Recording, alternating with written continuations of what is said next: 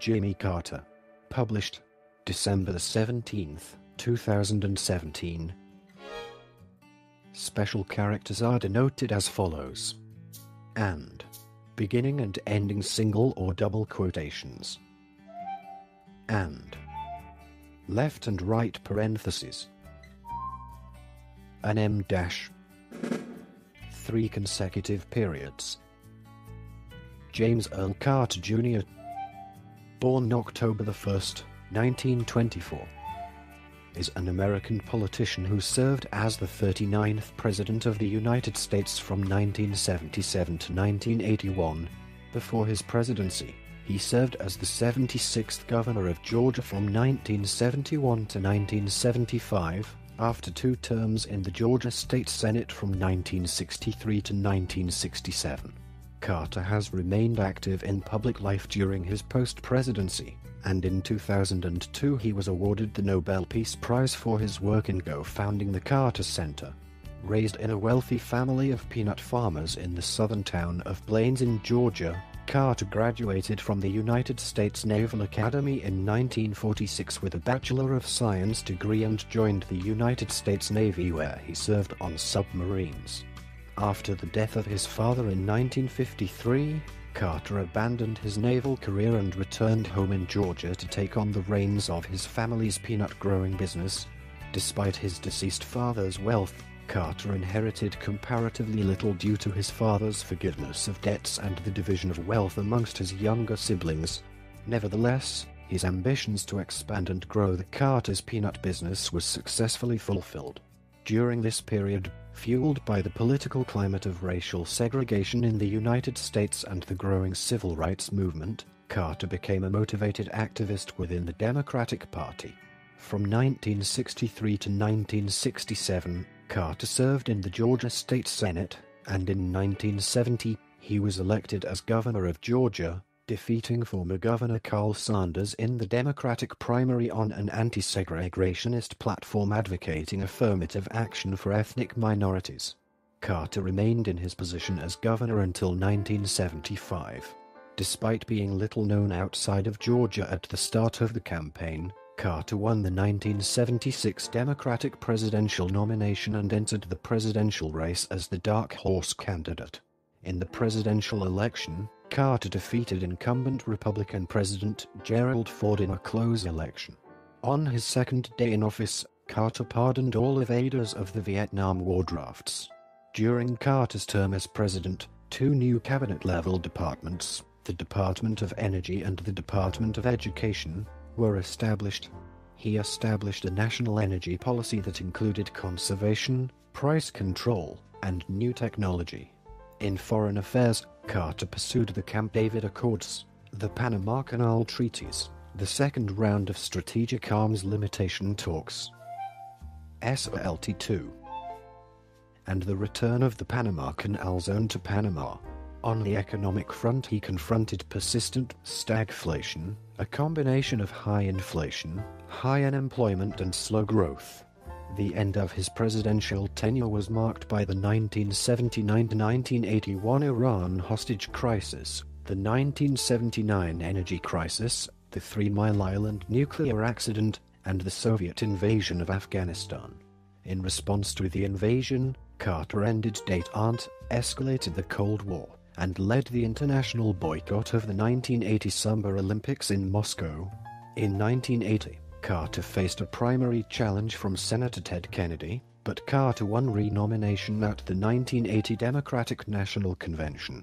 Carter lost the general election in an electoral landslide to Republican nominee Ronald Reagan. Polls of historians and political scientists usually rank Carter as a below-average president.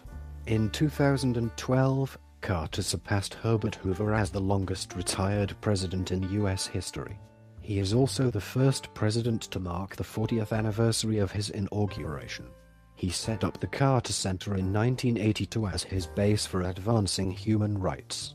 He has traveled extensively to conduct peace negotiations, observe elections, and advance disease prevention and eradication in developing nations. In addition, Carter is considered a key figure in the Habitat for Humanity project and has written several books about various topics.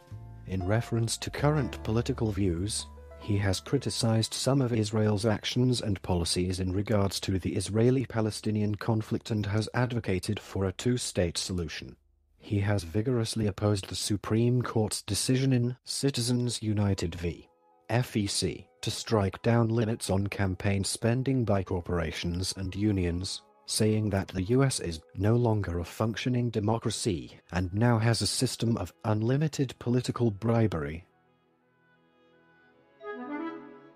Part 1. Early life. James Earl Carter Jr. was born on October 1, 1924, at the Wise Sanitarium in Plains, Georgia, a hospital where his mother was employed as a registered nurse. Carter was the first U.S. president to be born in a hospital. He was the eldest son of Bessie Lillian Gordy and James Earl Carter Sr. Carter Sr. was a descendant of English immigrant Thomas Carter, who settled in Virginia in 1635. Numerous generations of Carters lived as cotton farmers in Georgia. Carter is also a descendant of Thomas Cornell, an ancestor of Cornell University's founder and distantly related to Richard Nixon and Bill Gates.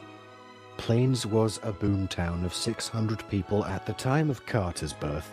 Carter's father was a successful local businessman who ran a general store and an investor in farmland.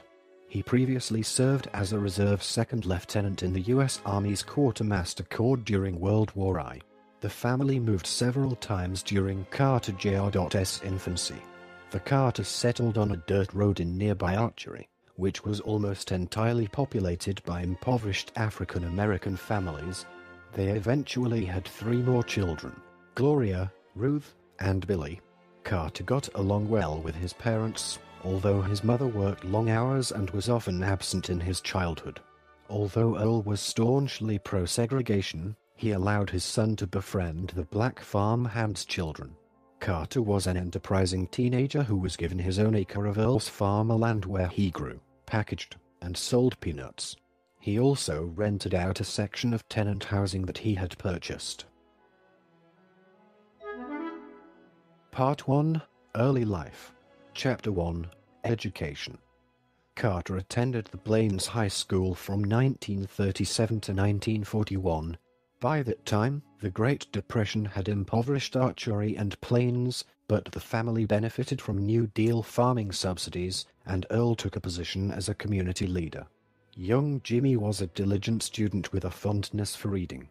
A popular anecdote holds that he was passed over for valedictorian after he and his friend skipped school to venture downtown in a hot rod. Carter's truancy was mentioned in a local newspaper, although it is not clear he would have been valedictorian anyway. Carter's teacher, Julia Coleman, was an especially strong influence.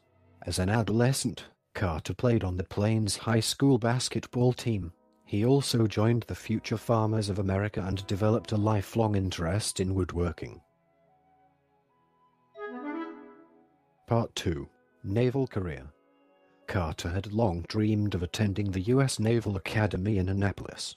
In 1941, he started undergraduate coursework in engineering at Georgia Southwestern College in nearby Americus. The following year, he transferred to the Georgia Institute of Technology in Atlanta, and he achieved admission to the Naval Academy in 1943. He was a good student but was seen as reserved and quiet, in contrast to the Academy's culture of aggressive hazing of freshmen. While at the Academy, Carter fell in love with his sister Ruth's friend Rosalind Smith, whom he would marry shortly after his graduation in 1946. He was a sprint football player for the Navy midshipmen. Carter graduated 60th out of 820 midshipmen in the class of 1946 with a Bachelor of Science degree and was commissioned as an ensign. From 1946 to 1953, Carter and Rosalind lived in Virginia, Hawaii, Connecticut, New York and California during his deployments in the Atlantic and Pacific fleets.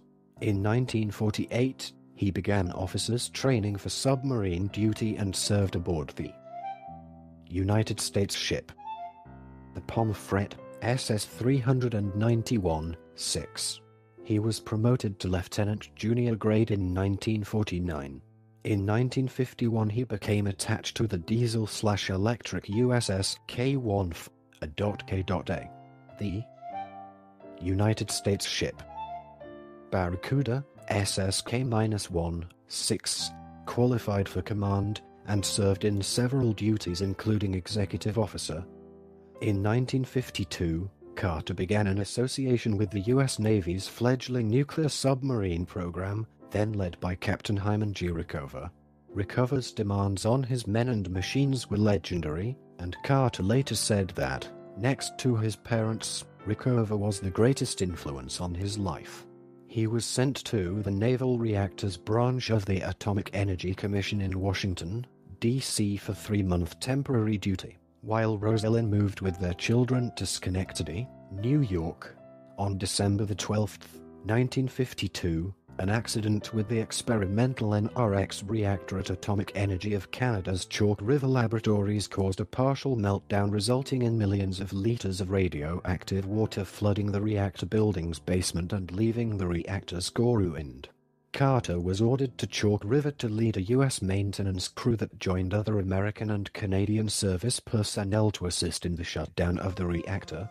The painstaking process required each team member to don protective gear and be lowered individually into the reactor for a few minutes at a time, limiting their exposure to radioactivity while they disassembled the crippled reactor.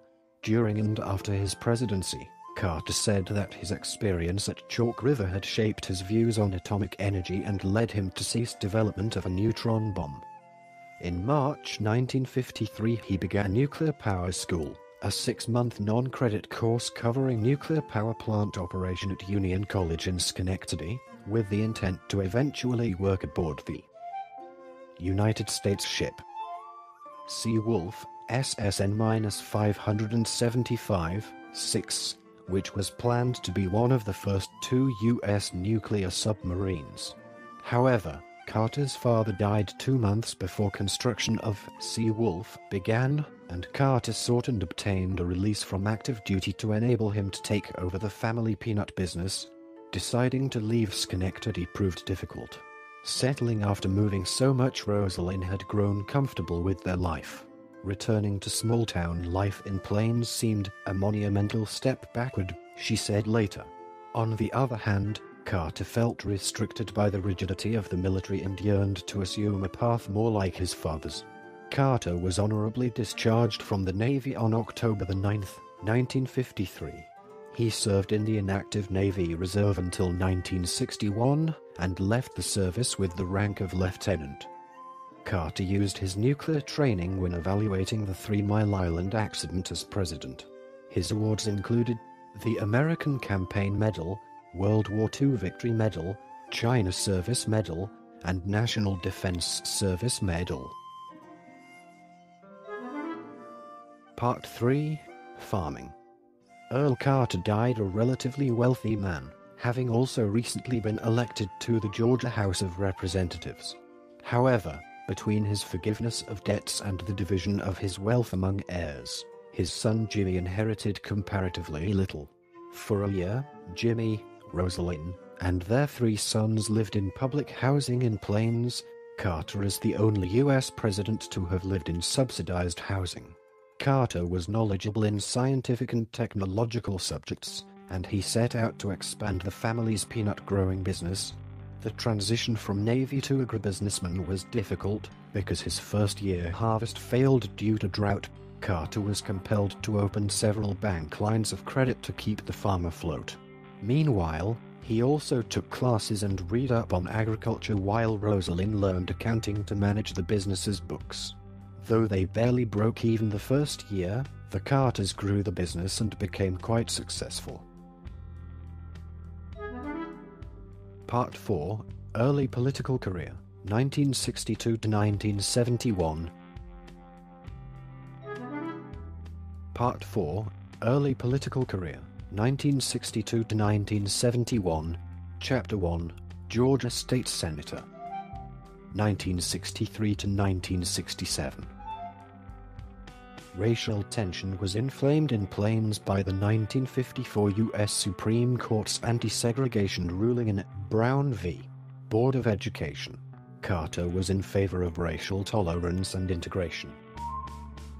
At one point, the local White Citizens Council boycotted his peanut warehouse when he refused to join them. But he often kept those feelings to himself to avoid making enemies. By 1961 he was a prominent member of the community and the Baptist Church, as well as chairman of the Sumter County School Board, where he began to speak more loudly in favor of school integration. A state Senate seat was opened by the dissolution of Georgia's county unit system in 1962. Carter announced his run for the seat 15 days before the election. Rosalynn, who had an instinct for politics and organization, was instrumental to his campaign. The initial results showed Carter losing, but this was the result of fraudulent voting orchestrated by Joe Hurst, the Democratic Party chairman in Quitman County, with the aid of the Quitman County Sheriff. Carter challenged the results. When fraud was confirmed, a new election was held, which he won. The civil rights movement was well underway when Carter took office. He and his family had become staunch John F. Kennedy supporters. Beginning in 1962, the town of Americus was the site of mass beatings and incarcerations of black protesters, echoing similar unrest throughout the country. Carter remained relatively quiet on the issue at first, even as it polarized much of the county, to avoid alienating his segregationist colleagues. He did speak up on a few divisive issues, giving speeches against literacy tests and against a change to the Georgia Constitution which, he felt, implied a compulsion to practice religion. At the time of President Kennedy's assassination, Carter was informed by a customer of his peanut business of the killing, prompting Carter to remove himself from work and sit alone. Carter later called the assassination the greatest blow that I had suffered since my father died. A diligent legislator, Carter took speed reading courses to keep up with the workload. Within 2 years his connections landed him on the state Democratic Executive Committee, where he helped rewrite the state party's rules. He became chairman of the West Central Georgia Planning and Development Commission, which oversaw the disbursement of federal and state grants for projects such as historic site restoration. When Bo Calloway was elected to the U.S. House of Representatives in November 1964, Carter immediately began planning to unseat him. The two had previously clashed over which 2-year college would be expanded to a 4-year college program by the state. Carter wanted it to go to Georgia Southwestern College in Americus, but Calloway wanted the funding to go to downtown Columbus. Carter saw Calloway, a Republican, as a rival who represented the inherited wealth and selfishness he despised in politics. Carter was re-elected in 1964 to serve a second 2-year term. For a time in the state Senate, he chaired its Education Committee. He also sat on the Appropriations Committee toward the end of his second term. Before his term ended, he contributed to a bill expanding statewide education funding and getting Georgia Southwestern a 4-year program. He leveraged his regional planning work, giving speeches around the district to make himself more visible to potential voters. The last day of the term, he announced his run for Congress. Part 4, Early Political Career, 1962 to 1971, Chapter 2, 1966 and 1970 Campaigns for Governor.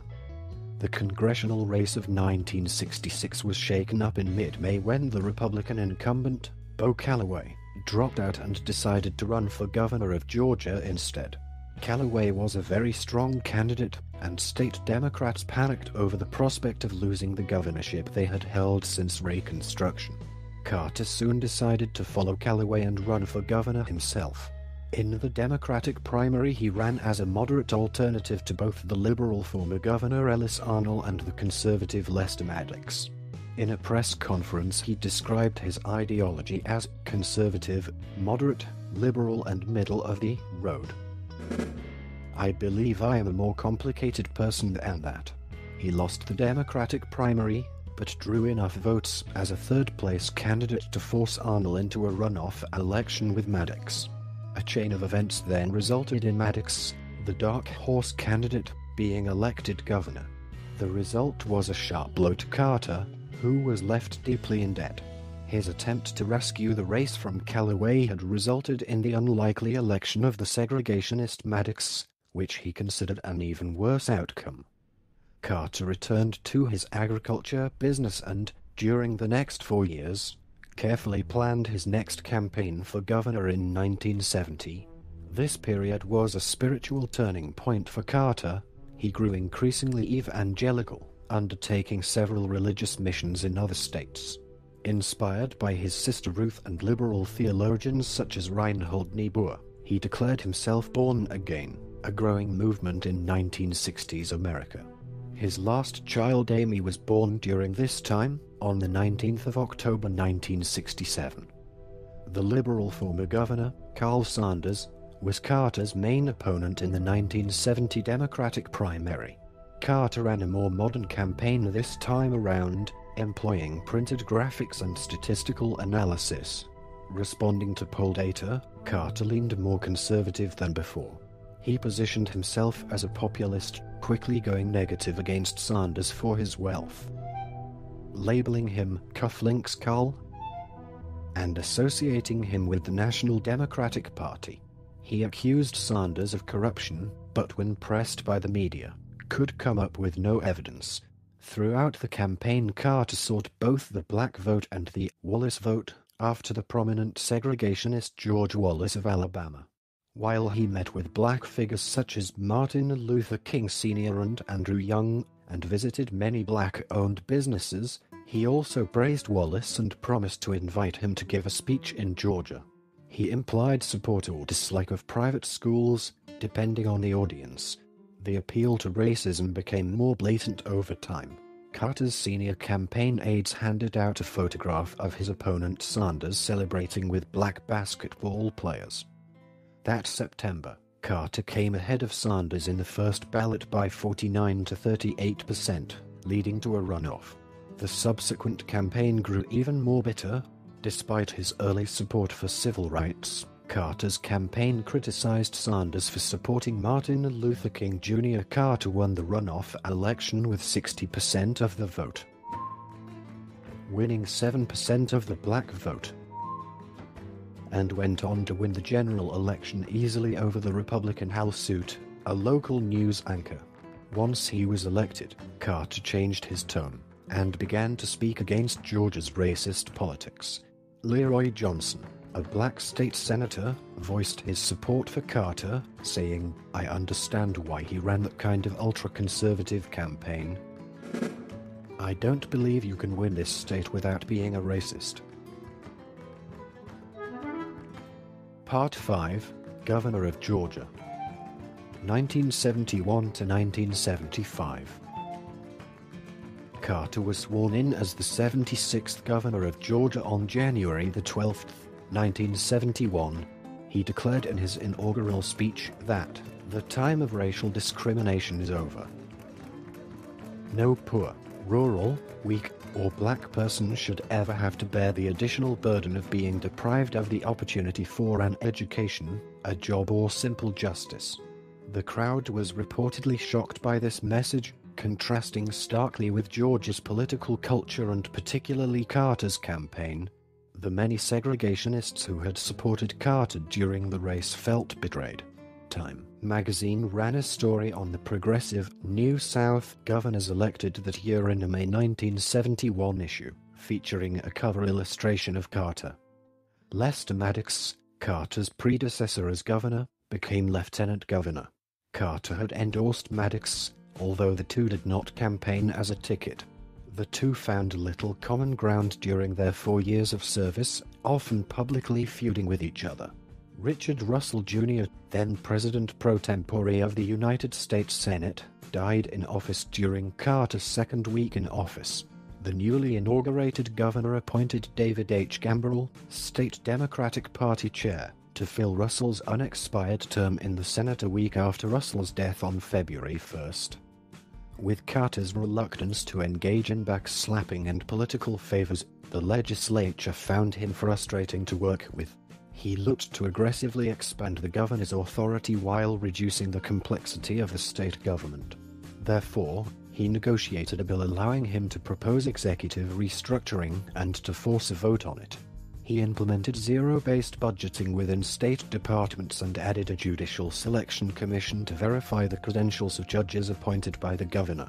The reorganization plan was submitted in January 1972, but had a cool reception in the legislature. But after 2 weeks of negotiations, it was passed at midnight on the last day of the session. Ultimately, he merged about 300 state agencies into 22. A fact he would emphasize in his presidential run. Although it is disputed that there were any overall cost savings from doing so. In an April 3, 1971 televised appearance, when asked if he was in favor of a requirement that candidates for governor and lieutenant governor of Georgia would have to run on the same ticket, Carter said, "I've never really thought we needed a lieutenant governor in Georgia. The lieutenant governor is part of the executive branch of government, and I've always felt, ever since I was in the state senate, that the executive branches should be separate." Carter later clarified he would not introduce an amendment to put such a restriction in place.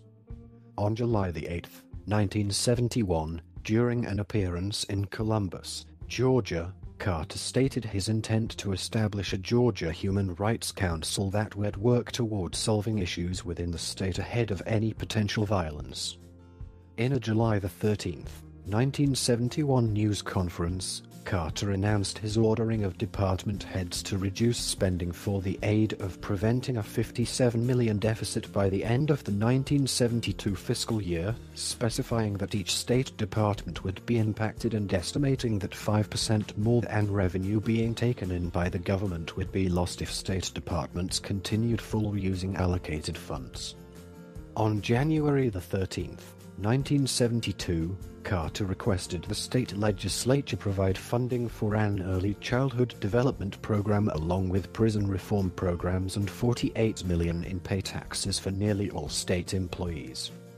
On March 1, 1972, Carter stated a possible usage of a special session of the General Assembly could take place in the event that the Justice Department opted to turn down any reapportionment plans by either the House or Senate. On April 20th, Carter issued the call for a special session for consideration of advisement for the usage of a 3-person judge federal panel for performance on 4 judicial reform measures. In April 1972, Carter traveled to Latin and South America for a potential trade deal with Georgia. Carter stated that he had met with President of Brazil Emilio Garrastazu Medici and been compared by some to the late President Kennedy. Civil rights were a heartfelt priority for Carter. He expanded the number of black state employees, judges, and board members. He hired Rita Jackson Samuels, a black woman, to advise him on potential appointments. He placed portraits of Martin Luther King Jr. and 2 other prominent black Georgians in the Capitol building, even as the Ku Klux Klan picketed the unveiling ceremony. During a January 31st, 1973 televised joint appearance with Governor of Florida Roy Askew, Carter stated he favored a constitutional amendment to ban busing for the purpose of expediting integration in schools.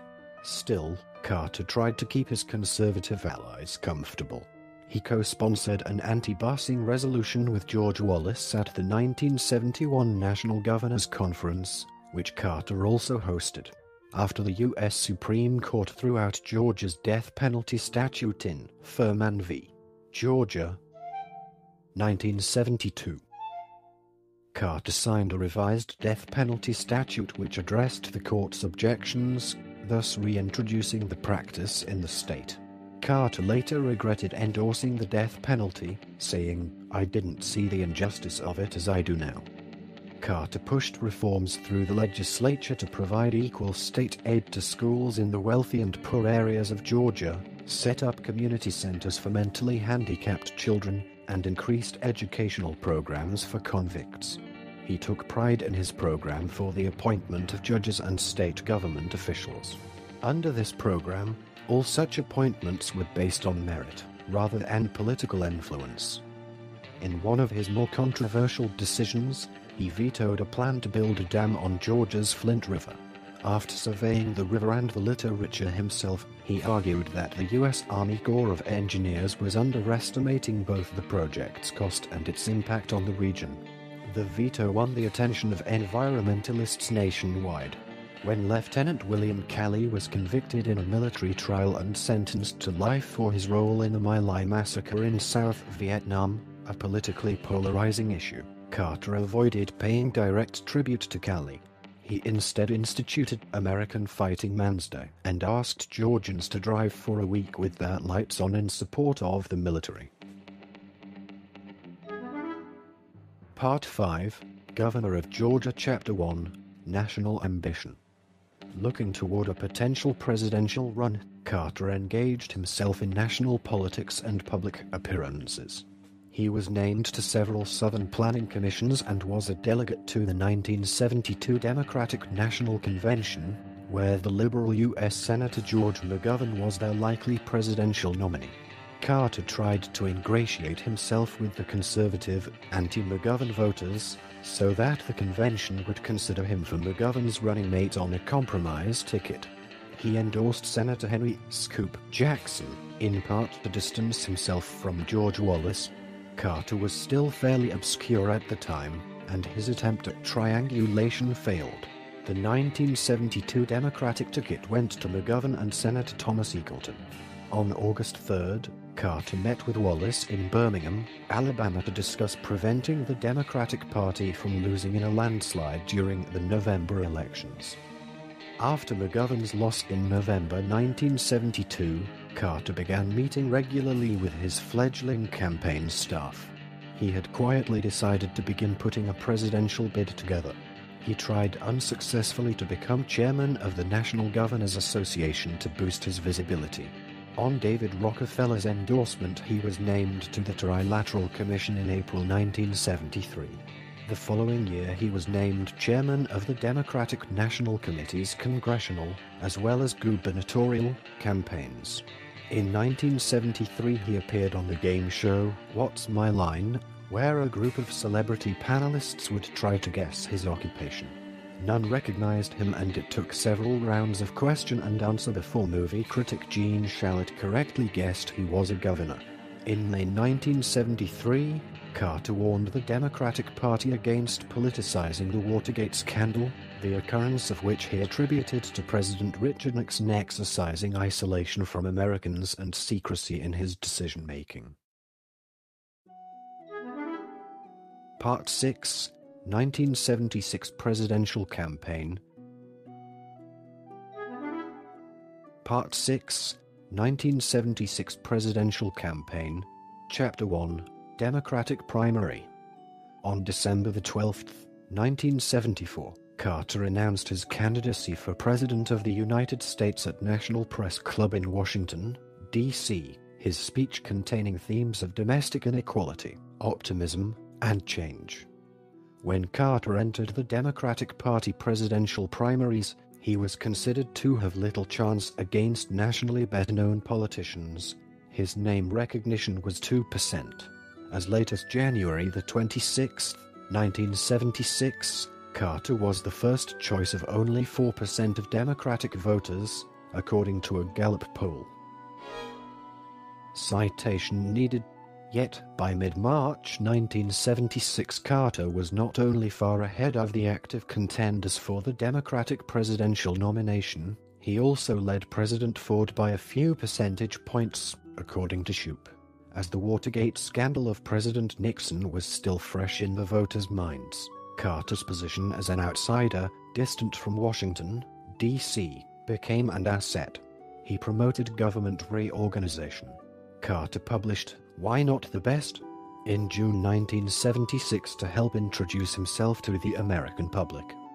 Carter became the front-runner early on by winning the Iowa caucuses and the New Hampshire primary. He used a two-pronged strategy. In the South, which most had tacitly conceded to Alabama's George Wallace, Carter ran as a moderate favorite son. When Wallace proved to be a spent force, Carter swept the region. In the North, Carter appealed largely to conservative Christian and rural voters. He had little chance of winning a majority in most states. He won several northern states by building the largest single bloc. Carter's strategy involved reaching a region before another candidate could extend influence there.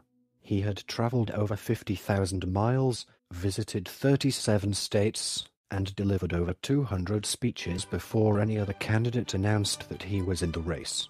Initially dismissed as a regional candidate, Carter proved to be the Democrat with the most effective national strategy, and he clinched the nomination. The national news media discovered and promoted Carter, as Lawrence Shoup noted in his 1980 book, The Carter Presidency and Beyond. Quote, "What Carter had that his opponents did not was the acceptance and support of elite sectors of the mass communications media. It was their favorable coverage of Carter and his campaign that gave him an edge, propelling him rocket-like to the top of the opinion polls. This helped Carter win key primary election victories, enabling him to rise from an obscure public figure to president-elect in the short space of 9 months." Carter, responding to an interviewer in April 1976 during his presidential campaign, said, "I have nothing against a community that is trying to maintain the ethnic purity of their neighborhoods," as quoted in. His remark was intended as supportive of open housing laws, but specifying opposition to government efforts to inject black families into a white neighborhood just to create some sort of integration. The remarks caused some controversy, but Carter apologized for the unfortunate choice of words, and his campaign was not seriously affected. Weasel Word. Part 6, 1976 Presidential Campaign, Chapter 2, Political Positions. Carter's stated positions during his campaign include his support for the creation of a federal consumer protection agency, creating a separate department for education, signing a peace treaty with the Soviet Union against the usage of nuclear weapon usage, reducing the defense budget, a tax proposal implementing a substantial increase toward those who have the higher incomes, alongside a levy reduction on taxpayers with lower and middle incomes, making multiple amendments to the Social Security Act, and having a balanced budget by the end of his tenure. Part 6, 1976 Presidential Campaign, Chapter 3, 1976 General Election. On July 15, 1976, Carter announced he had chosen Senator Walter F. Mondale as his running mate. He attacked Washington in his speeches, and offered a religious salve for the nation's wounds. Carter and Gerald Ford faced off in 3 televised debates during the 1976 election. The debates were the first presidential debate since 1960. Carter was interviewed by Robert Shearer of Playboy for the November 1976 issue, which hit the newsstands a couple of weeks before the election. While discussing his religion's view of pride, Carter said, "I've looked on a lot of women with lust. I've committed adultery in my heart many times." This and his admission in another interview that he didn't mind if people uttered the word "fuck" led to a media-feeding frenzy and critics lamenting the erosion of boundary between politicians and their private intimate lives. Carter began the race with a sizable lead over Ford, who narrowed the gap during the campaign, but lost to Carter in a narrow defeat on November 2, 1976. Carter won the popular vote by 50.1% to 48.0% for Ford, and received 297 electoral votes to Ford's 240. Carter carried fewer states than Ford. 23 states to the defeated Ford's 27. Yet Carter won with the largest percentage of the popular vote, 50.1%. of any non-incumbent since Dwight Eisenhower. Citation needed. Part 7, Presidency, 1977 to 1981. Carter's tenure was a time of continuing inflation and recession, as well as an energy crisis. Among his first acts was the fulfillment of a campaign promise by issuing an executive order declaring unconditional amnesty for Vietnam War-era draft evaders. On January 7, 1980, Carter signed known as the Chrysler Corporation Loan Guarantee Act of 1979, bailing out Chrysler Corporation. He cancelled military pay raises during a time of high inflation and government deficits. Citation needed. Carter attempted to calm various conflicts around the world, most visibly in the Middle East with the signing of the Camp David Accords, giving back the Panama Canal, and signing the SALT-II nuclear arms reduction treaty with Soviet leader Leonid Brezhnev. His final year was marred by the Iran hostage crisis, which contributed to him losing the 1980 election to Ronald Reagan. Part 7, Presidency Chapter 1, Transition. On November 22, 1976, Carter conducted his first visit to Washington after being elected, meeting with Director of the Office of Management James Lynn and United States Secretary of Defense Donald Rumsfeld at the Blair House, and holding an afternoon meeting with President Ford at the White House. The following day, Carter conferred with congressional leaders, expressing that his meetings with cabinet members had been very helpful, and saying Ford had requested he seek out his assistance if needing anything. On December 3, 1976, during a news conference, Carter announced his choice of Cyrus Evans for United States Secretary of State and Thomas Bertram Lance as his budget director. On December 9, Carter was presented plans for reform on housing, transportation, and urban development during a meeting with transition advisors at the Blair House. On December 13, Carter's election was confirmed by the Electoral College. On December 20, Carter announced his choice of Juanita M. Cripps for United States Secretary of Commerce, Griffin Bell for United States Attorney General, and Robert Bergland for United States Secretary of Agriculture. On January 4, 1977, Carter told reporters that he would free himself from potential conflicts of interest by leaving his peanut business in the hands of trustees. On January 6, Carter requested former Governor of Maine Kenneth M. Curtis as chairman of the Democratic National Committee. On January 13, Carter set up an economic summit meeting for non-communist countries in a call with foreign leaders from Japan, France, Germany, and Great Britain. The conference was set for April.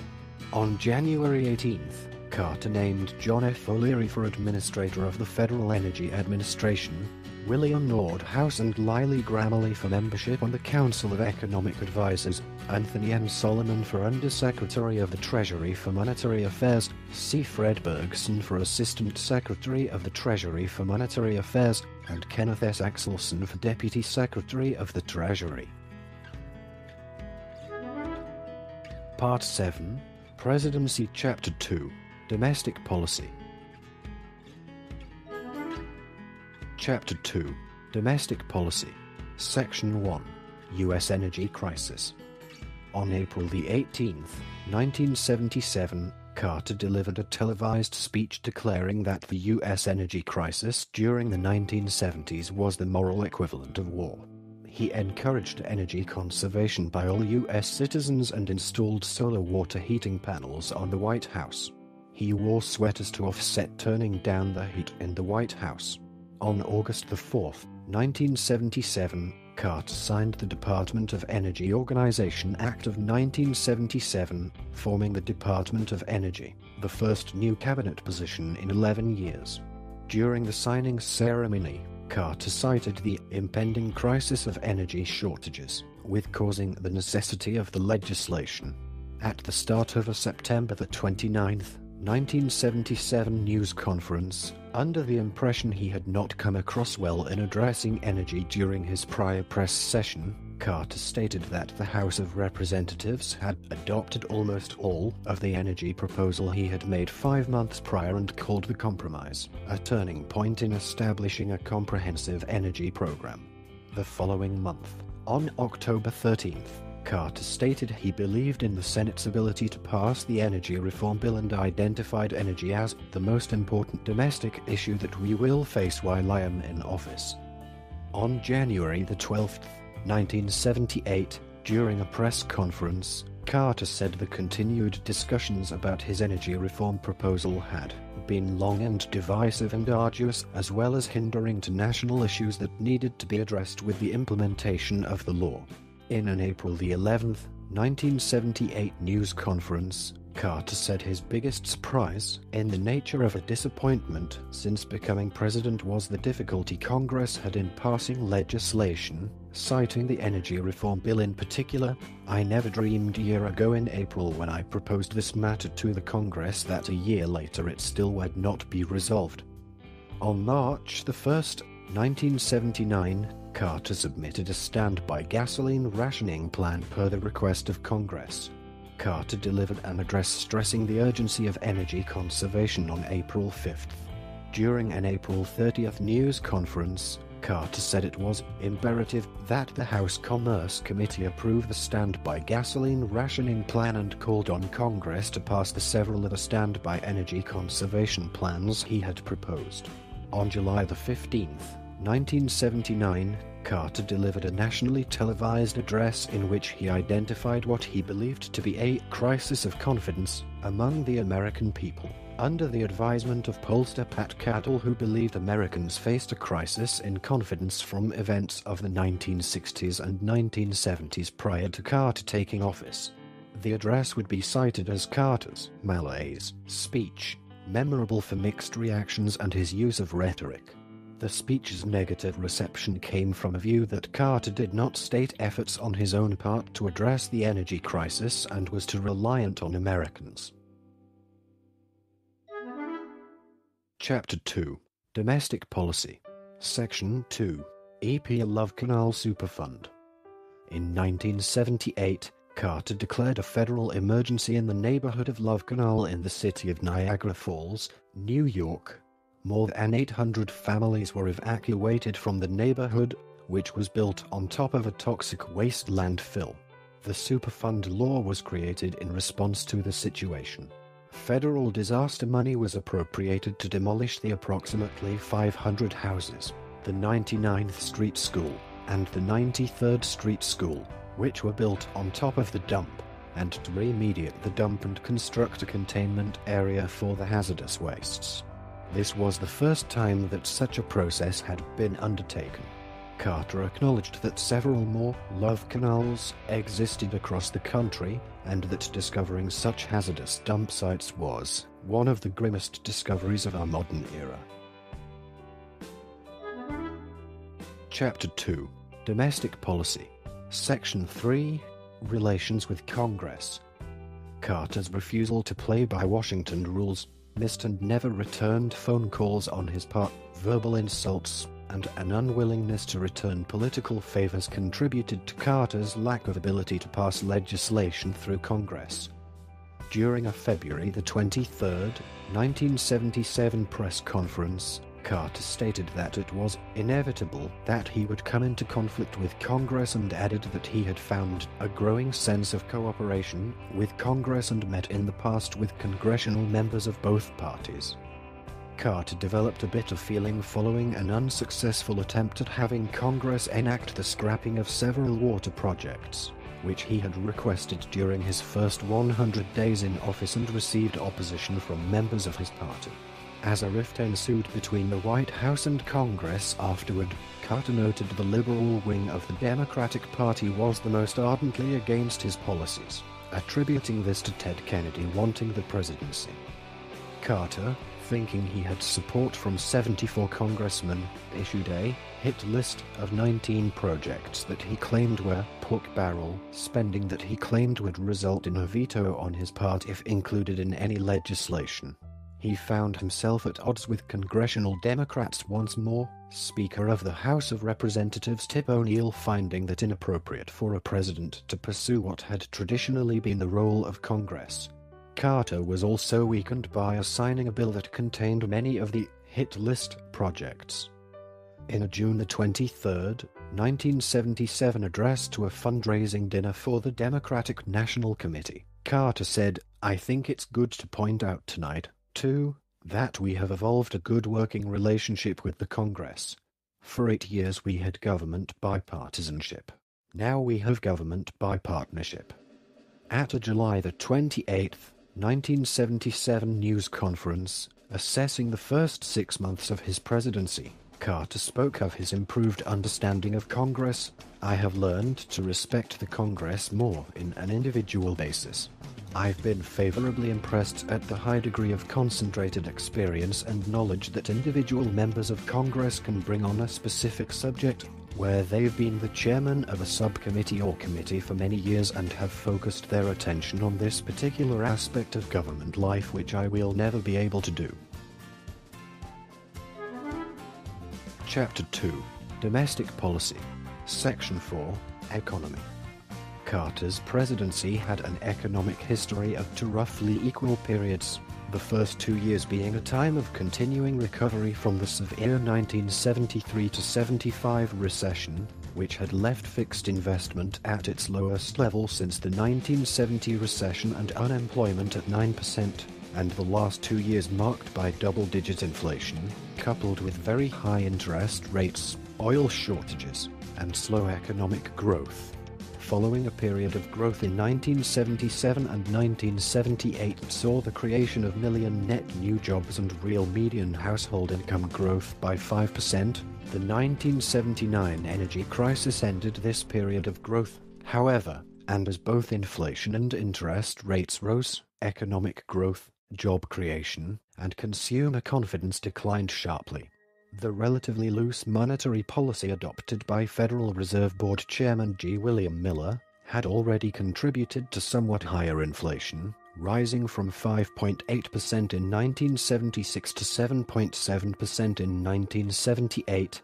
The sudden doubling of crude oil prices by OPEC, the world's leading oil exporting cartel, forced inflation to double-digit levels, averaging 11.3% in 1979 and 13.5% in 1980. The sudden shortage of gasoline as the 1979 summer vacation season began exacerbated the problem, and would come to symbolize the crisis among the public in general. The acute shortage, originating in the shutdown of Amerada Hess refining facilities, led to a lawsuit against the company that year by the federal government. Chapter 2. Domestic Policy. Section 5. Deregulation. In 1977, Carter appointed Alfred East Kahn, a professor of economics at Cornell University, to be chair of the Civil Aeronautics Board. (CAB).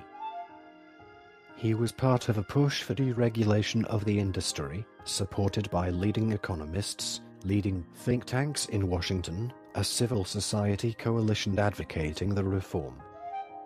Patterned on a coalition earlier developed for the truck and rail reform efforts. The head of the regulatory agency, Senate leadership, the Carter administration, and even some in the airline industry. This coalition swiftly gained legislative results in 1978. Citation needed. The Airline Deregulation Act was signed into law by President Carter on October 24, 1978. The main purpose of the act was to remove government control over fares, routes and market entry of new airlines from commercial aviation. The Civil Aeronautics Board's powers of regulation were to be phased out, eventually allowing market forces to determine routes and fares. The act did not remove or diminish the FAA's regulatory powers over all aspects of airline safety. In 1979, Carter deregulated the American beer industry by making it legal to sell malt, hops, and yeast to American home brewers for the first time since the effective 1920 beginning of Prohibition in the United States.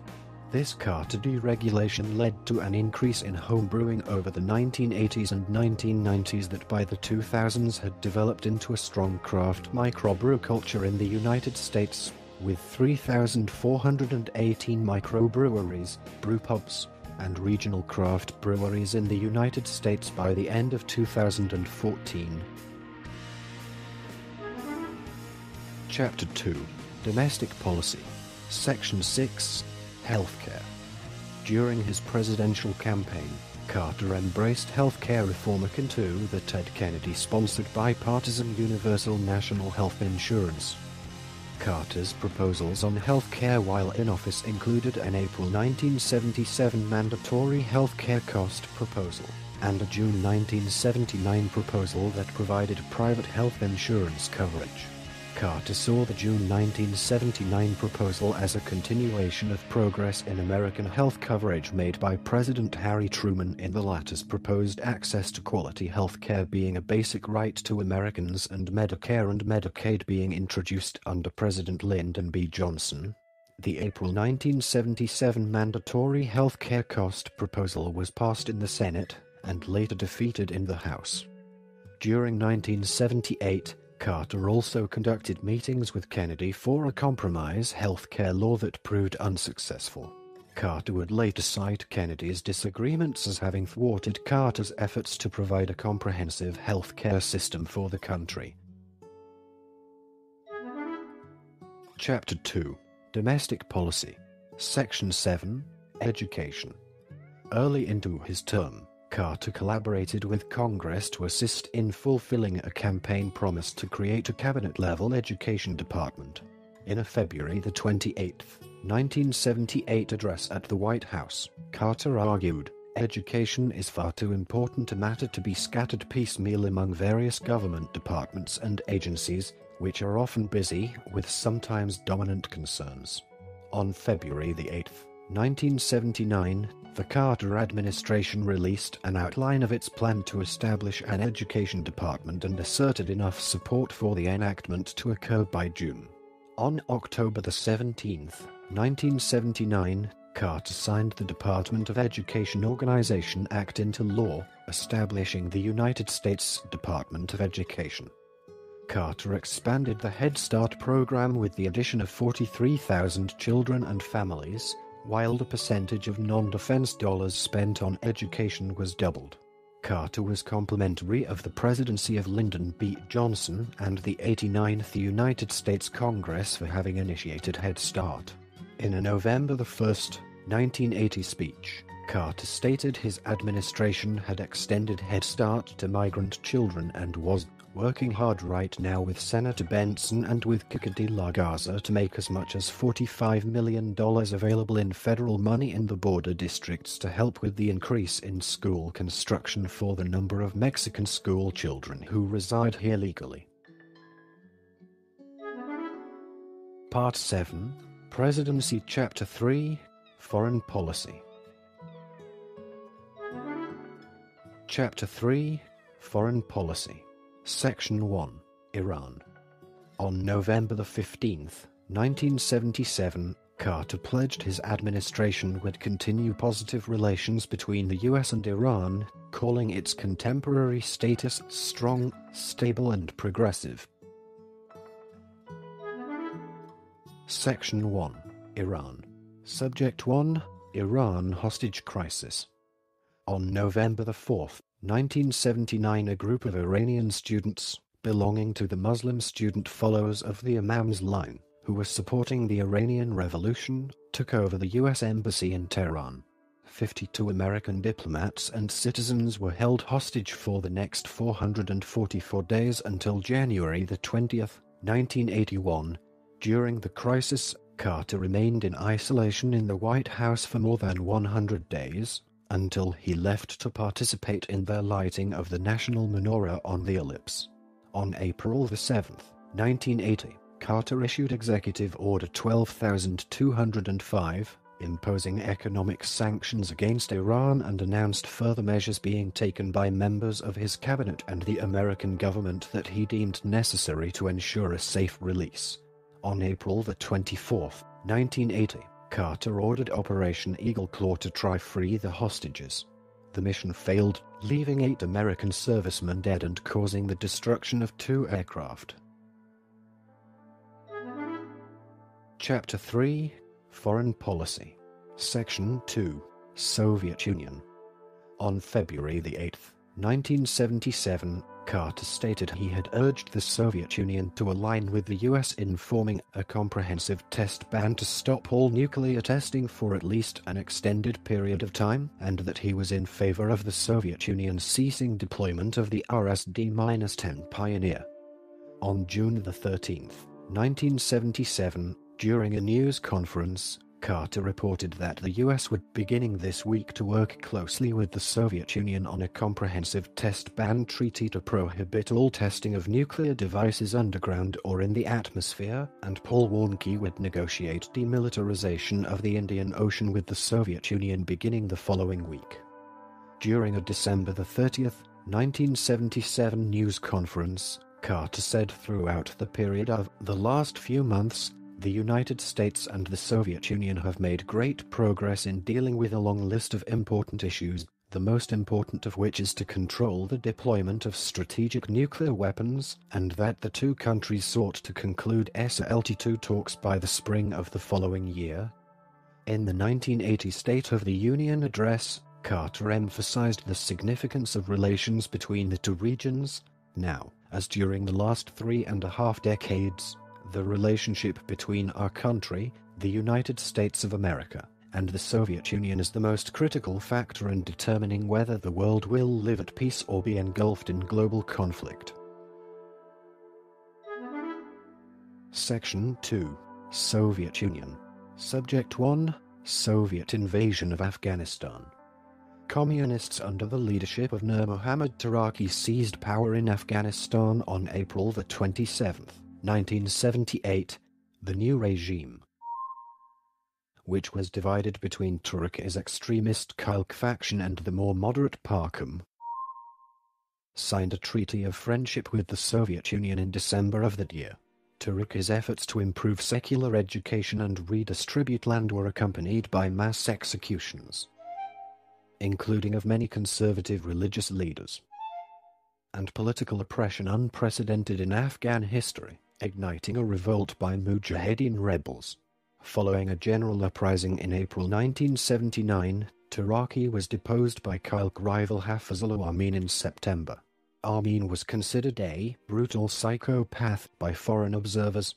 Even the Soviets were alarmed by the brutality of the Afghan communists, and suspected Amin of being an agent of the U.S. Central Intelligence Agency, CIA. Although that was not the case. By December, Amin's government had lost control of much of the country, prompting the Soviet Union to invade Afghanistan, execute Amin, and install Parkam Ali Babrak Karmal as president. Carter was surprised by the invasion, as the consensus of the U.S. intelligence community during 1978 and 1979, reiterated as late as September 29, 1979, was that Moscow would not intervene in force even if it appeared likely that the Khalq government was about to collapse. Indeed, Carter's diary entries from November 1979 until the Soviet invasion in late December contain only 2 short references to Afghanistan, and are instead preoccupied with the ongoing hostage crisis in Iran. In the West, the Soviet invasion of Afghanistan was considered a threat to global security and the oil supplies of the Persian Gulf. Moreover, the failure to accurately predict Soviet intentions caused American officials to reappraise the Soviet threat to both Iran and Pakistan, although it is now known that those fears were overblown. For example, U.S. intelligence closely followed Soviet exercises for an invasion of Iran throughout 1980. While an earlier warning from Carter's national security advisor Zbigniew Brzezinski that, if the Soviets came to dominate Afghanistan, they could promote a separate Balochistan, thus dismembering Pakistan and Iran, took on new urgency. These concerns were a major factor in the unrequited efforts of both the Carter and Reagan administrations to improve relations with Iran, and resulted in massive aid to Pakistan's Mohammad Zia-ul-Haq. Zia's ties with the U.S. had been strained during Carter's presidency due to Pakistan's nuclear program and the execution of Ali Bhutto in April 1979. but Carter told Brzezinski and Secretary of State Cyrus Vance as early as January 1979 that it was vital to repair our relationships with Pakistan in light of the unrest in Iran. One initiative Carter authorized to achieve this goal was a collaboration between the CIA and Pakistan's Inter-Services Intelligence (ISI). Through the ISI, the CIA began providing some $500,000 worth of non-lethal assistance to the Mujahideen on July 3, 1979. Several months prior to the Soviet invasion, the modest scope of this early collaboration was likely influenced by the understanding, later recounted by CIA official Robert Gates, that a substantial U.S. covert aid program might have raised the stakes, thereby causing the Soviets to intervene more directly and vigorously than otherwise intended. In the aftermath of the invasion, Carter was determined to respond vigorously to what he considered a dangerous provocation. In a televised speech, he announced sanctions on the Soviet Union, promised renewed aid to Pakistan, initiated renewed registration for the Selective Service System, and committed the U.S. to the Persian Gulf's defense. Carter also called for a boycott of the 1980 Summer Olympics in Moscow, which raised a bitter controversy. British Prime Minister Margaret Thatcher enthusiastically backed Carter's tough stance, although British intelligence believed the CIA was being too alarmist about the Soviet threat to Pakistan. The thrust of U.S. policy for the duration of the war was determined by Carter in early 1980. Carter initiated a program to arm the Mujahideen through Pakistan's ISI and secured a pledge from Saudi Arabia to match U.S. funding for this purpose. U.S. support for the Mujahideen accelerated under Carter's successor, Ronald Reagan, at a final cost to U.S. taxpayers of some $3 billion. The Soviets were unable to quell the insurgency and withdrew from Afghanistan in 1989, precipitating the dissolution of the Soviet Union itself. However, the decision to route U.S. aid through Pakistan led to massive fraud, as weapons sent to Karachi were frequently sold on the local market rather than delivered to the Afghan rebels. Karachi soon became one of the most violent cities in the world. Pakistan also controlled which rebels received assistance. Of the 7 Mujahideen groups supported by Zia's government, 4 espoused Islamic fundamentalist beliefs, and these fundamentalists received most of the funding. Despite this, Carter has expressed no regrets over his decision to support what he still considers the freedom fighters in Afghanistan. Chapter 3, Foreign Policy. Section 3, South Korea. During a March 9, 1977 news conference, Carter reaffirmed his interest in having a gradual withdrawal of American troops from South Korea and stated he wanted South Korea to eventually have adequate ground forces owned by and controlled by the South Korean government to protect themselves against any intrusion from North Korea. On May 26, 1977, during a news conference, Carter said he believed South Korea would be able to defend themselves despite reduced American troops in the event of conflict. On April 21, 1978, Carter announced a reduction in American troops in South Korea scheduled to be released by the end of the year by 2/3, citing a lack of action by Congress in regards to a compensatory aid package for the Seoul government. From June 30 to July 1, 1977, Carter held meetings with President of South Korea Park Chung-hee at the Blue House for a discussion on relations between the U.S. and Korea, as well as Carter's interest in preserving his policy of worldwide tension reduction. Chapter 3, Foreign Policy. Section 4, International Trips. Carter made 12 international trips to 25 countries during his presidency. Carter was the first president to make a state visit to sub-Saharan Africa when he went to Nigeria in 1978. His travel also included trips to Europe, Asia, and Latin America. He made several trips to the Middle East to broker peace negotiations. His December 31, 1977, January 1, 1978 visit to Iran took place less than a year before the overthrow of Shah Mohammad Reza Pahlavi. Part 7, Presidency Chapter 4, Allegations and Investigations. The September 21st, 1977 resignation of Bert Luntz, who served as Director of the Office of Management and Budget in the Carter administration, came amid allegations of improper banking activities prior to his tenure and was an embarrassment to Carter. Carter became the first sitting president to testify under oath as part of an investigation into that president, as a result of United States Attorney General Griffin Bell appointing Paul J. Curran as a special counsel to investigate loans made to the peanut business owned by Carter by a bank controlled by Bert Luntz, and Curran's position as special counsel not allowing him to file charges on his own. Curran announced in October 1979 that no evidence had been found to support allegations that funds loaned from the National Bank of Georgia had been diverted to Carter's 1976 presidential campaign, ending the investigation.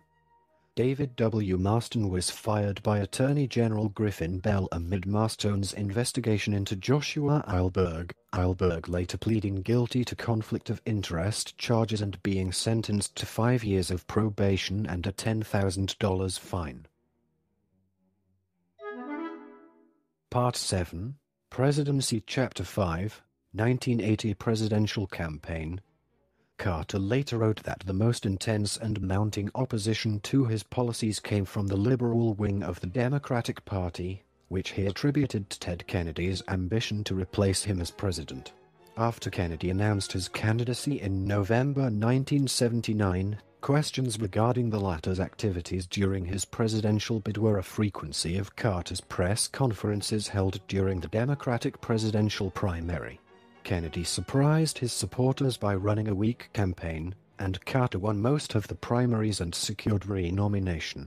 However, Kennedy had mobilized the liberal wing of the Democratic Party, which gave Carter weak support in the fall election.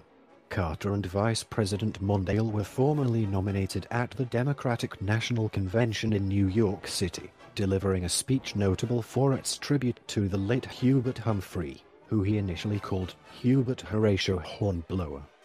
Carter's campaign for re-election in 1980 was one of the most difficult and least successful in history. He faced strong challenges from the right. Republican Ronald Reagan, the center, Independent John B. Anderson, and the left, Democrat Ted Kennedy. He had to run against his own stagflation-ridden economy, while the hostage crisis in Iran dominated the news every week. He alienated liberal college students, who were expected to be his base, by reinstating registration for the military draft. His campaign manager and former appointments secretary, Timothy Kraft, stepped down some 5 weeks before the general election amid what turned out to have been an uncorroborated allegation of cocaine use. On October 28, Carter and Reagan participated in the sole presidential debate of the election cycle. Though initially trailing Carter by several points, Reagan experienced a surge in polling following the debate. Carter was defeated by Ronald Reagan in a landslide, and the Senate went Republican for the first time since 1952. In his concession speech, Carter admitted that he was hurt by the outcome of the election but pledged a very fine transition period with President-elect Reagan. Part 8, Post-Presidency. 1981 present. Shortly after losing his re-election bid, Carter told the White House press corps of his intent to emulate the retirement of Harry S. Truman and not use his subsequent public life to enrich himself. Part 8, Post-Presidency Chapter 1, Carter Center. In 1982, Carter founded the Carter Center, a non-governmental and non-profit organization with the purpose of advancing human rights and alleviating human suffering, including helping improve the quality of life for people in more than 80 countries. Part 8, Post-Presidency Chapter 2, Diplomacy. In 1994, President Bill Clinton sought Carter's assistance in a North Korea peace mission, during which Carter negotiated an understanding with Kim Il-sung, who he went on to outline a treaty with that he announced to CNN without the consent of the Clinton administration to spur American action. Carter traveled to North Korea to secure the release of Idolon Gomez in August 2010, successfully negotiating his release. Throughout the latter part of 2017, as tensions between the US and North Korea persisted, Carter recommended a peace treaty between the two nations, and confirmed he had offered himself to the Trump administration as a willing candidate to serve as diplomatic envoy to North Korea. In October 1984, Carter was named an honorary citizen of Peru by Mayor of Cusco Daniel Estrada after traveling to Machu Picchu, Carter endorsing the country's elections in 2001, and offering support to the Peruvian government following a meeting with President of Peru Alan Garcia at Government Palace in Lima in April 2009. In his February 1986 talks with Tomás Borge, Carter secured the release of journalist Luis Mora and labor leader José Aldamirano, while touring Nicaragua for 3 days. Carter conducted a tour of Cuba in May 2002 that included meeting with Fidel Castro and meeting political dissidents such as the IDS Sanitarium, a medical school, a biotech facility, an agricultural production cooperative, and a school for disabled children. Carter toured Cuba again for 3 days in March 2011. Carter's diplomatic efforts in the Middle East included a September 1981 meeting with Prime Minister of Israel Menachem Begin, a March 1983 tour of Egypt that included meeting with members of the Palestine Liberation Organization, a December 2008 meeting with Syrian President Bashar al-Assad, and a June 2012 call with Jeffrey Brown in which Carter stressed Egyptian military generals could be granted full power executively and legislatively in addition to being able to form a new constitution in favor of themselves in the event their announced intentions went through. In 2006, Carter stated his disagreements with the domestic and foreign policies of Israel while saying he was in favor of the country, extending his criticisms to Israel's policies in Lebanon, the West Bank, and Gaza.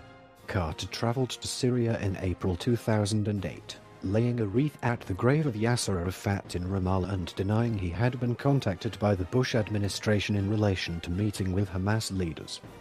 In July 2007, Carter joined Nelson Mandela in Johannesburg, South Africa, to announce his participation in the Elders, a group of independent global leaders who work together on peace and human rights issues. Following the announcement, Carter participated in visits to Darfur, Sudan, Cyprus, the Korean Peninsula, and the Middle East, among others. Carter attempted traveling to Zimbabwe in November 2008. But was stopped by President Robert Mugabe's government. Carter held summits in Egypt and Tunisia in 1995 to 1996 to address violence in the Great Lakes region of Africa, and played a key role in negotiation of the Nairobi Agreement in 1999 between Sudan and Uganda. Part 8, Post-Presidency Chapter 3, Criticism of American Policy. Carter began his first year out of office with a pledge to not critique the new Reagan administration, speaking out after the assassination attempt on Reagan, and voicing his agreement with Reagan on building neutron arms in the wake of the Soviet invasion of Afghanistan, and later disagreement with Reagan's handing of the Middle East. The following year, Carter called for bipartisanship to fix American economic issues, and criticized the Reagan administration's handling of the Sabra and Shatila massacre. Carter responded favorably to Reagan choosing to remain within the Camp David Agreement, with distaste toward what he felt was Reagan blaming his tenure for continued difficulties in policy. In 1983, Carter judged the Reagan campaign with having falsified simplicity in solving issues, and criticized Reagan for a lack of attention to human rights violations. In 1984, Carter stated he had been wrongly presented as weak by Reagan due to a commitment to human rights during the previous presidential election, and condemned Reagan for not making rescue efforts to retrieve 4 American businessmen from West Beirut. In 1985, Carter rebuked Reagan over his handling of peace within the Middle East, his support of the Strategic Defense Initiative, and Reagan's claim of an international conspiracy on terrorism. Carter's insistence that Reagan was not preserving peace in the Middle East continued in 1987, Carter during the year also criticizing Reagan for adhering to terrorist demands, nomination of Robert Buck for the Supreme Court, and handling of the Persian Gulf. During the presidency of George W. Bush, Carter stated his opposition to the Iraq War, and what he considered an attempt on the part of Bush and Tony Blair to oust Saddam Hussein through the usage of lies and misinterpretations. In May 2007, Carter stated the Bush administration has been the worst in history in terms of its impact in foreign affairs, and later stated he was just comparing Bush's tenure to that of Richard Nixon. Carter's comments received a response from the Bush administration in the form of Tony Fratto saying Carter was increasing his irrelevance with his commentary. By the end of Bush's second term, Carter considered Bush's tenure disappointing, which he disclosed in comments to Forward magazine of Syria. Though praising of President Obama in the early part of his tenure, Carter stated his disagreements with the use of drone strikes against suspected terrorists, Obama's choice to keep Guantanamo Bay detention camp open, and the current federal surveillance programs as disclosed by Edward Snowden, indicating that America has no functioning democracy at this moment. During the Trump presidency, Carter spoke favorably of the chance for immigration reform through Congress, and criticized Trump for his handling of the U.S. national anthem protests. Part 8, Post-Presidency Chapter 4, Presidential Politics. Carter was considered a potential candidate in the 1984 presidential election, but did not run and instead endorsed Walter Mondale for the Democratic nomination. After Mondale secured the nomination, Carter critiqued the Reagan campaign, spoke at the 1984 Democratic National Convention, and advised Mondale. Following the election, in which President Reagan defeated Mondale, Carter stated the loss was predictable due to the latter's platform including raising taxes. In the 1988 presidential election cycle, Carter ruled himself out as a candidate once more and predicted Vice President George H.W. Bush as the Republican nominee in the general election. Carter foresaw unity at the 1988 Democratic National Convention, where he delivered an address. Following the election, a failed attempt by the Democrats in regaining the White House, Carter said Bush would have a more difficult presidency than Reagan due to not having the same level of popularity. During the 1992 presidential election, Carter met with Massachusetts Senator Paul Tsongas, who sought out his advice. Carter spoke favorably of former governor of Arkansas Bill Clinton, and criticized Ross Perot. As the primary concluded, Carter spoke of the need for the 1992 Democratic National Convention to address certain issues not focused on in the past, and campaigned for Clinton after he became the Democratic nominee in the general election, publicly stating his expectation to be consulted during the latter's presidency. Carter endorsed Vice President Al Gore days before the 2000 presidential election, and in the years following voiced his opinion that the election was won by Gore, despite the Supreme Court handing the election to Bush in the controversial Bush v. Gore ruling. In the 2004 election cycle, Carter endorsed John Kerry and spoke at the 2004 Democratic National Convention. Carter also voiced concerns of another voting mishap in the state of Florida. Amid the Democratic presidential primary in 2008, Carter was speculated to endorse Senator Barack Obama over his main primary rival, Hillary Clinton, amid his speaking favorably of the candidate as well as remarks from the Carter family that showed their support for Obama. Carter also commented on Clinton ending her bid when superdelegates voted after the June 3rd primary.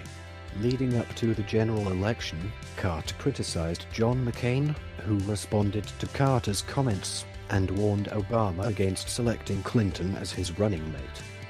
Carter endorsed Republican Mitt Romney during the primary season of the 2012 election cycle, though he clarified his backing of Romney was due to him considering the former Massachusetts governor the candidate that could best assure a victory for President Obama. Carter delivered a videotape address at the 2012 Democratic National Convention. Carter was critical of Republican presidential candidate Donald Trump shortly after the latter entered the primary and predicted he would lose, noting the differing circumstances of the political climate from when he was still an active politician. As the primary continued, Carter stated he would prefer Trump over his main rival Ted Cruz, though rebuked the Trump campaign in remarks during the primary and in his address to the 2016 Democratic National Convention. In the Democratic primary, Carter voted for Senator Bernie Sanders, and in the general election, voted for Hillary Clinton.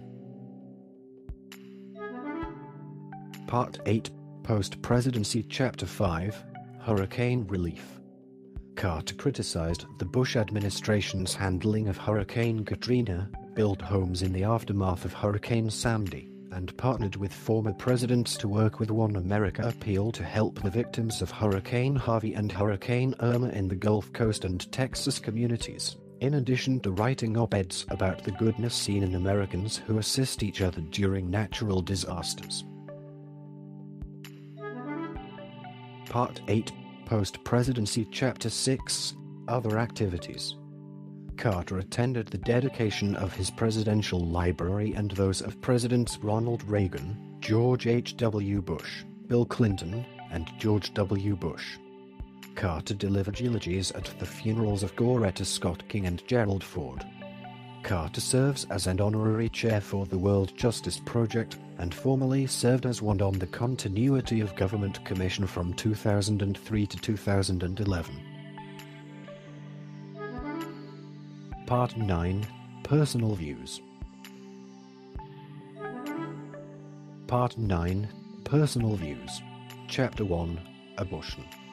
Although Carter was personally opposed to abortion, he supported legalized abortion after the landmark U.S. Supreme Court decision Roe v. Wade, 410 U.S. 113, 1973. As president, he did not support increased federal funding for abortion services. He was criticized by the American Civil Liberties Union for not doing enough to find alternatives. In a March 29, 2012 interview with Laura Ingraham, Carter expressed his current view of abortion and his wish to see the Democratic Party becoming more pro-life. Quote, "I never have believed that Jesus Christ would approve of abortions, and that was one of the problems I had when I was president, having to uphold Roe v.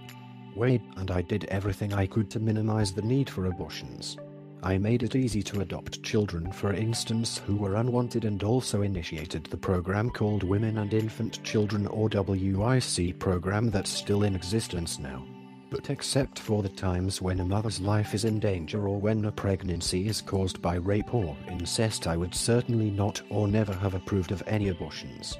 I've signed a public letter calling for the Democratic Party at the next convention to espouse my position on abortion, which is to minimize the need, requirement for abortion and limit it only to women whose life are in danger or who are pregnant as a result of rape or incest. I think if the Democratic Party would adopt that policy, that would be acceptable to a lot of people who are now estranged from our party because of the abortion issue." Part 9, Personal Views. Chapter 2, Death Penalty. Carter is known for his strong opposition to the death penalty, which he expressed during his presidential campaigns, as had George McGovern. Two successive nominees, Walter Mondale and Michael Dukakis, also opposed the death penalty. In his Nobel Prize lecture, Carter urged prohibition of the death penalty. He has continued to speak out against the death penalty in the U.S. and abroad. In a letter to the governor of New Mexico, Bill Richardson, Carter urged the governor to sign a bill to eliminate the death penalty and institute life in prison without parole instead. New Mexico abolished the death penalty in 2009. Carter wrote, "As you know, The United States is one of the few countries, along with nations such as Saudi Arabia, China, and Cuba, which still carry out the death penalty despite the ongoing tragedy of wrongful conviction and gross racial and class-based disparities that make impossible the fair implementation of this ultimate punishment.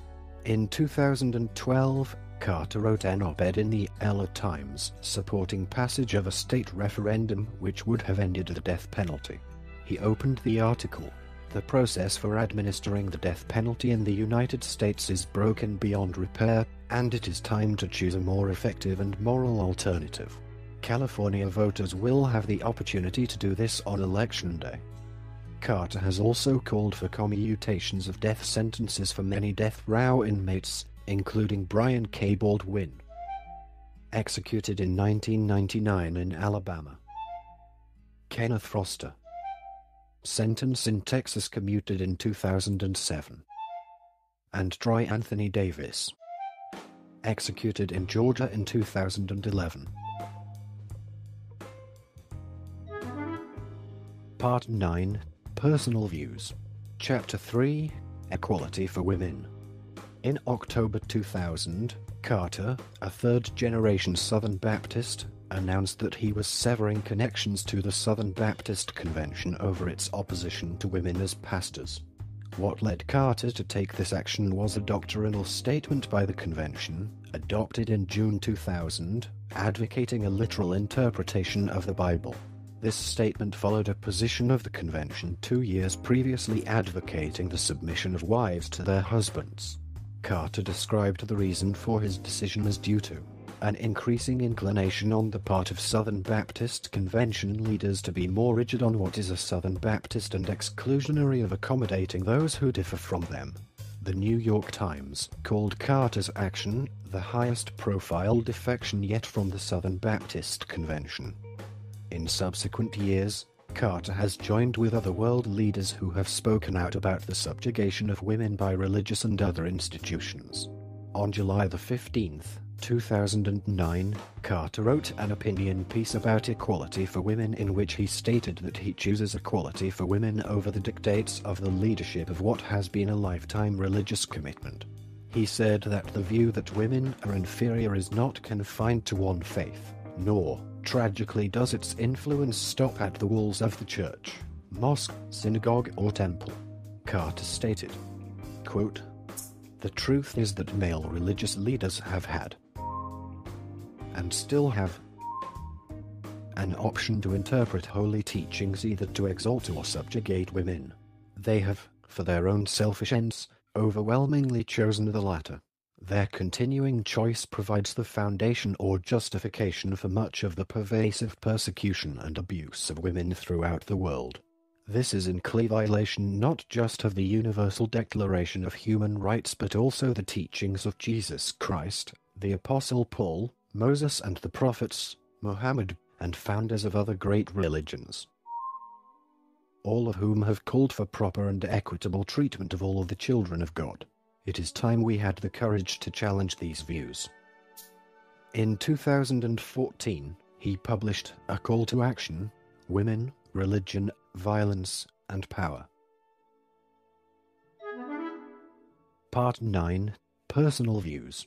Chapter 4, Gun Control.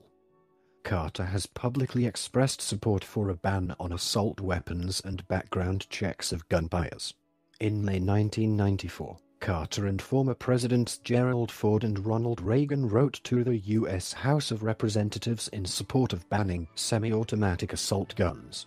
In a February 2013 appearance on Piers Morgan Tonight, Carter agreed that if the assault weapons ban did not pass, it would be mainly due to lobbying by the National Rifle Association and its pressure on weak-kneed politicians.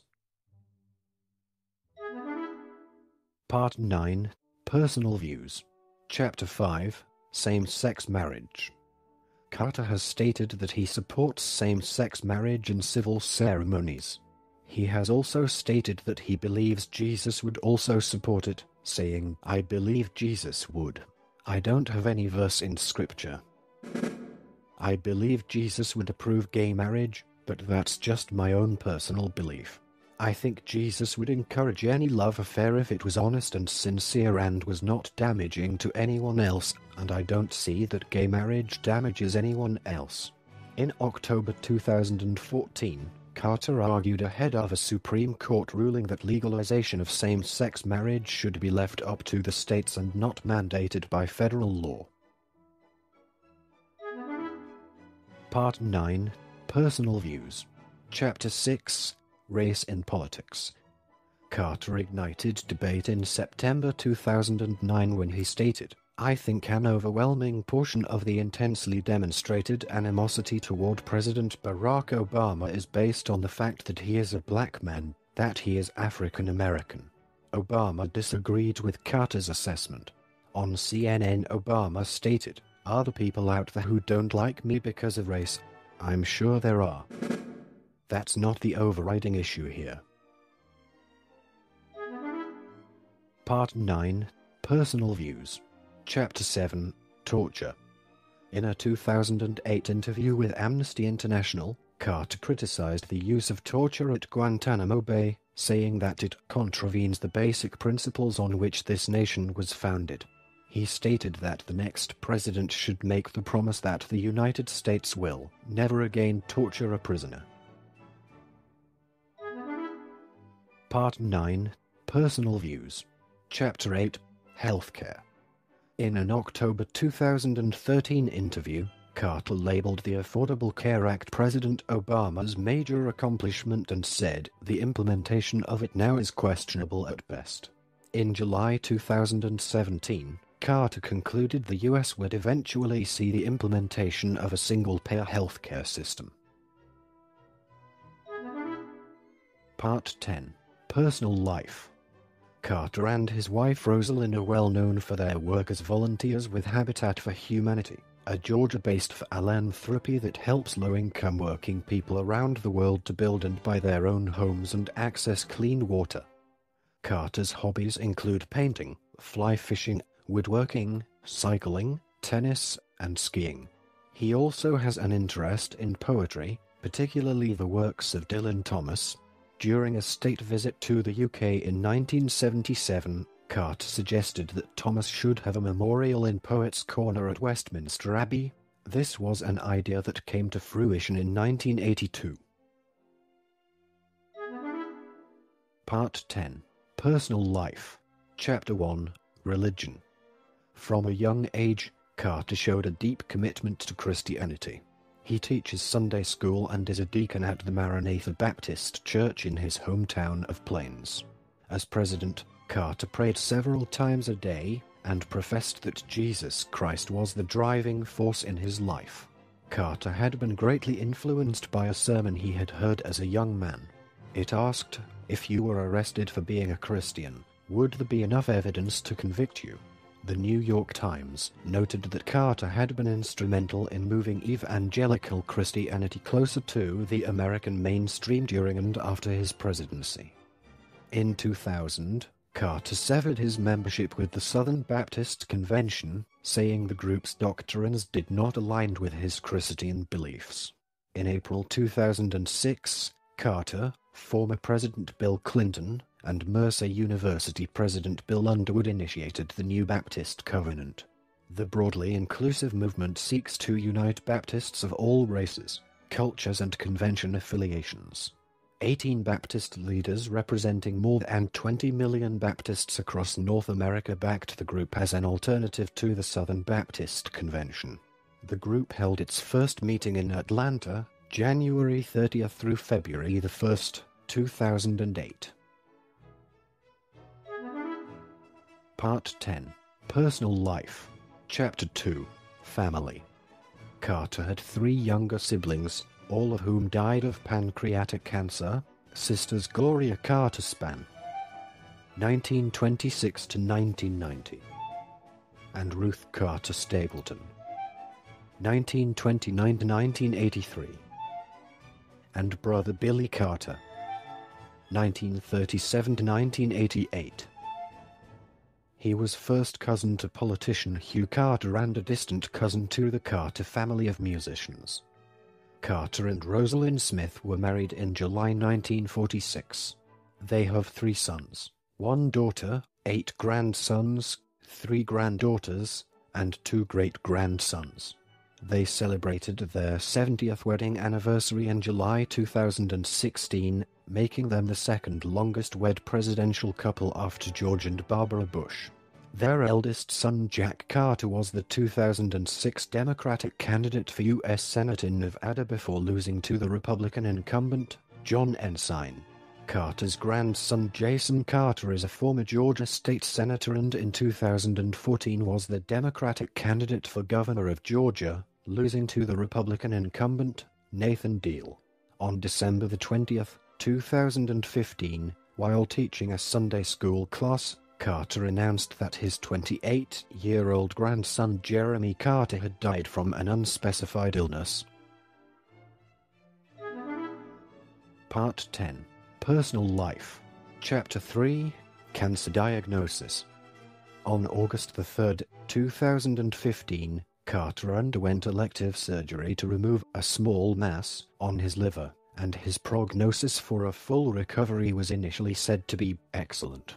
On August 12, however, Carter announced he had been diagnosed with cancer that had metastasized, without specifying where the cancer had originated. On August 20, he disclosed that melanoma had been found in his brain and liver, and that he had begun treatment with the immunotherapy drug pembrolizumab and was about to start radiation therapy. His health care is being managed by Emory Healthcare of Atlanta. The former president has an extensive family history of cancer, including both of his parents and all 3 of his siblings. On December 6, 2015, Carter issued a statement that his medical scans no longer showed any cancer. On January 20, 2017, at age 92, Carter became the oldest president to attend a presidential inauguration. Part 10. Personal Life. Chapter 4. Funeral and Burial Plans. Carter has planned to be buried in front of his home in Plains, Georgia. Carter noted in 2006 that a funeral in Washington, D.C., with visitation at the Carter Center was planned as well. Part 11. Public Image and Legacy. Part 11. Public Image and Legacy. Chapter 1. Public Opinion. In the wake of Nixon's Watergate scandal, exit polls from the 1976 presidential election suggested that many still held Gerald Ford's pardon of Nixon against him. By comparison, Carter was a sincere, honest, and well-meaning Southerner. Carter began his term with a 66% approval rating, which had dropped to 34% approval by the time he left office, with 55% disapproving. In the 1980 campaign, former California Governor Ronald Reagan projected an easy self-confidence, in contrast to Carter's serious and introspective temperament. What many people believed to be Carter's personal attention to detail, his pessimistic attitude, his seeming indecisiveness and weakness with people were accentuated in contrast to what many people believed, Reagan's charismatic charm and delegation of tasks to subordinates. Reagan used the economic problems, Iran hostage crisis, and lack of Washington cooperation to portray Carter as a weak and ineffectual leader. Like his immediate predecessor, Gerald Ford, Carter did not serve a second term as president. Among those who were elected as president, Carter was the first since Hoover in 1932 to lose a re-election bid. Carter's post-presidency activities have been favorably received. The Independent wrote, "Carter is widely considered a better man than he was a president." His presidential approval rating was just 31% immediately before the 1980 election, but 64% approved of his performance as president in a 2009 poll. Part 11. Public Image and Legacy. Chapter 2. Legacy. Carter's presidency was initially viewed by some as a failure. In historical rankings of U.S. presidents, the Carter presidency has ranged from no. 19 to no. 34. Although his presidency received mixed reception, His peacekeeping and humanitarian efforts since he left office have made Carter renowned as one of the most successful ex-presidents in American history. The documentary Backdoor Channels: The Price of Peace, 2009, credits Carter's efforts at Camp David, which brought peace between Israel and Egypt, with bringing the only meaningful peace to the Middle East. The film opened the 2009 Monte Carlo Television Festival in an invitation-only royal screening on June 7, 2009 at the Grimaldi Forum in the presence of Albert II, Prince of Monaco. Part 11, Public Image and Legacy. Chapter 3, Honors and Awards. Carter has received numerous awards and accolades since his presidency, and several institutions and locations have been named in his honor. His presidential library, Jimmy Carter Library and Museum, was opened in 1986. In 1998, the U.S. Navy named the third and last Seawolf-class submarine honoring former President Carter and his service as a submariner officer.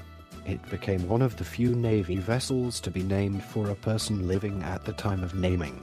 That year he also received the United Nations Human Rights Prize, given in honor of human rights achievements, and the Hoover Medal, recognizing engineers who have contributed to global causes.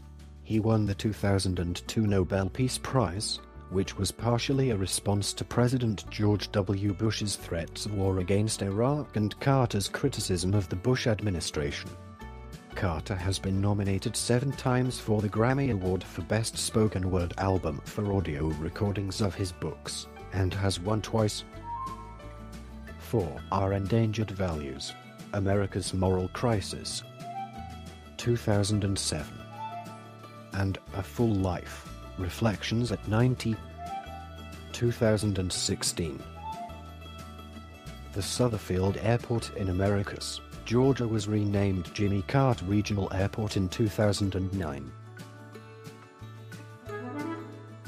Part 11, Public Image and Legacy. Chapter 4, Historical Significance. With President Carter turning 93 on October 1, 2017, 4 successive presidents: Ford, 38, Carter, 39, Reagan, 40, and George H.W. Bush, 41, have reached the age of 93, a historic first. Previously, Presidents John Adams, 2, and Herbert Hoover, 31, had been the only presidents to reach the age of 90, the previous record for presidential longevity. This recording is a derivative work from Wikipedia. For more information, to commission recordings like this, and to support the developer, please visit www.patreon.com/frogcast.